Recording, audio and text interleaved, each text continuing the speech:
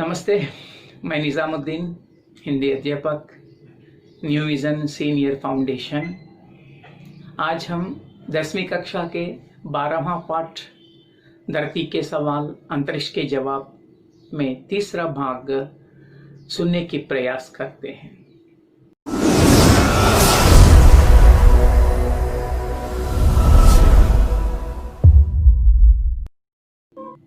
इसमें एक बालक अब्दुल कलाम से तीसरा प्रश्न पूछता है और प्रश्न इस तरह है।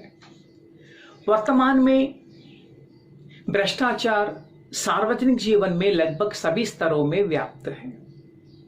छात्र समुदाय सन 2020 तक भारत को भ्रष्टाचार से मुक्त कराने के लिए क्या क्या कर सकता है। हमारे भारत में भ्रष्टाचार है। भ्रष्टाचार सार्वजनिक जीवन में, पब्लिक लाइफ में, सभी स्तरों में, हर एक क्षेत्र में है। इस भ्रष्टाचार को 2020 तक हमारे भारत से भगाने के लिए छात्र समुदाय क्या कर सकता है। इस प्रश्न का जवाब अब्दुल कलाम इस तरह देते हैं। सार्वजनिक जीवन में भ्रष्टाचार उन्मूलन के लिए व्यापक आंदोलन की आवश्यकता है। भ्रष्टाचार उन्मूलन के लिए, भ्रष्टाचार को हमारे भारत से जड़ से निकालने के लिए व्यापक आंदोलन की आवश्यकता है। एक मूवमेंट चलाने की आवश्यकता है। यह आंदोलन अपने घर और विद्यालय से ही आरंभ कराना चाहिए।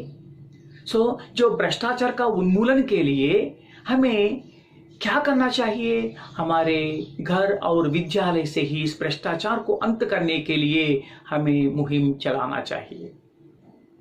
भ्रष्टाचार उन्मूलन में मेरी दृष्टि में केवल 3 ही तरह के लोग सहायक सिद्ध हो सकते हैं। अब्दुल कलाम जी कहते हैं, हमारे भारत से जो भ्रष्टाचार है उसे भगाने के लिए हमारे भारत के महान 3 व्यक्ति की सहायता से ही यह सिद्ध हो सकता है। ये महान व्यक्ति है माता, पिता और प्राथमिक विद्यालय के शिक्षक। ये तीनों अगर मिलते हैं, ये तीनों अच्छी तरह सहायता करते हैं तो हमारे भारत से जो भ्रष्टाचार है हमें उसे मार भगा सकते हैं। यदि ये तीनों बच्चों को ईमानदारी और सच्चाई का पाठ पढ़ाते हैं तो माता हो या पिता हो या प्राथमिक विद्यालय के अध्यापक या तो बच्चों को अगर ईमानदारी का पाठ पढ़ाते हैं तो इसके बाद ईमानदारी और सच्चाई का पाठ पढ़ाते हैं तो इसके बाद जीवन में शायद ही कोई उनको हिला नहीं पाएगा। अतः हर घर में इस तरह के आंदोलन की आवश्यकता है। अब्दुल कलाम जी कहते हैं, इसलिए हर घर से ही यह आंदोलन शुरू करना चाहिए। सार्वजनिक जीवन में भ्रष्टाचार को मिटा सकें। हमारे जो पब्लिक लाइफ है इसे हमें, जो भ्रष्टाचार है, जो करप्शन है, इसे हमें यहां से मिटा सकें और दूसरों के लिए आदर्शवान बने रहेंगे। तो बच्चे क्या करना चाहिए?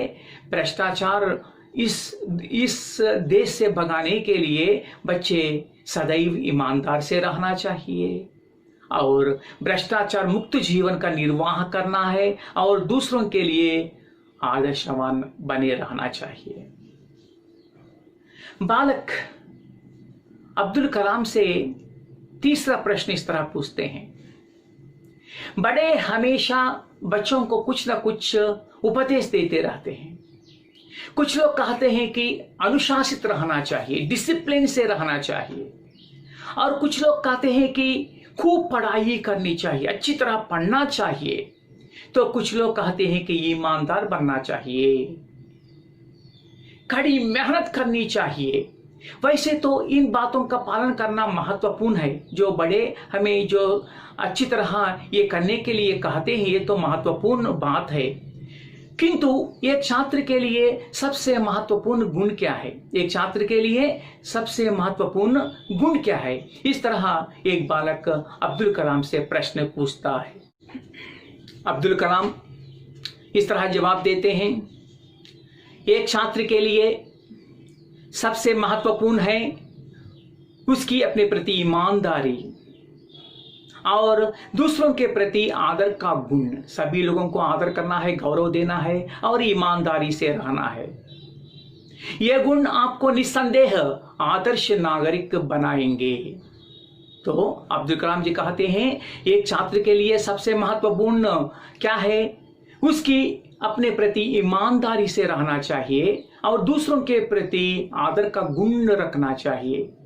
यह गुण केवल छात्रों को ही नहीं, सभी लोगों को निस्संदेह आदर्श नागरिक बनाएंगे। छात्र इस तरह प्रश्न पूछता है। एक अंतिम प्रश्न, एक छात्र के रूप में मैं विकसित भारत के आपके स्वप्न को साकार करने की दिशा में क्या कर सकता हूं?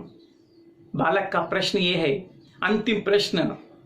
एक छात्र के रूप में विकसित भारत के आपको स्वप्न का जो साकार करने का दिशा में मैं क्या कर सकता हूं? अब्दुल कलाम जी कहते हैं एक छात्र होने के नाते आप जिस कक्षा में पढ़ते हो उसमें आगे बढ़ने की खूब परिश्रम करें।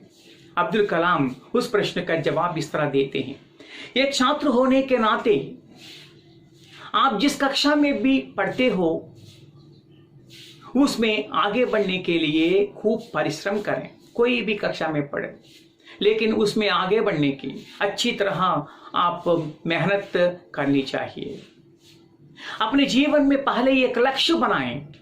छात्र समुदाय क्या करना है, अपने जीवन में एक लक्ष्य, एक गोल बनाना चाहिए।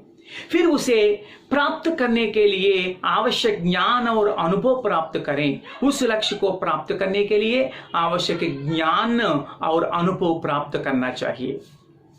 बाधाओं से लड़ते हुए उन पर विजय प्राप्त करें। जो बाधाएं हैं, जो कष्ट हैं, जो व्यथाएं हैं, तो उन पर लड़ते हुए विजय प्राप्त करना चाहिए।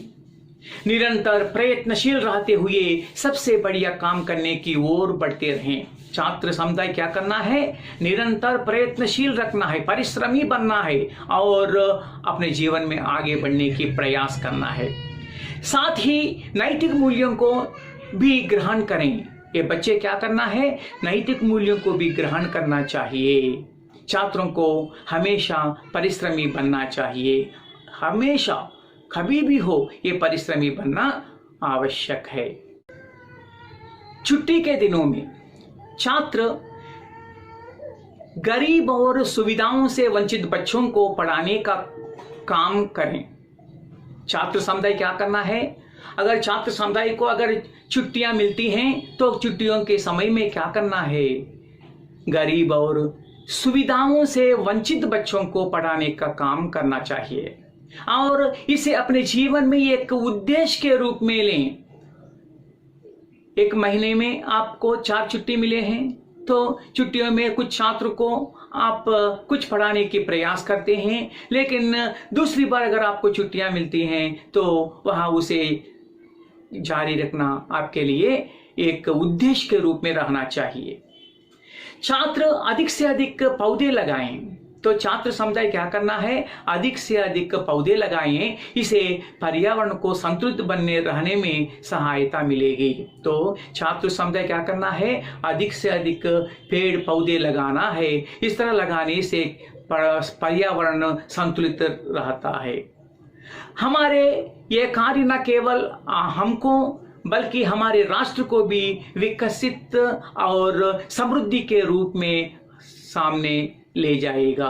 तो इस तरह छात्र समुदाय जो अब्दुल कलाम के जो सजेशंस हैं उसे लेकर अगर आगे बढ़ते हैं तो हमारा देश किस तरह विकसित होगा, समृद्धि के रूप में वहाँ सामने चले जाता है।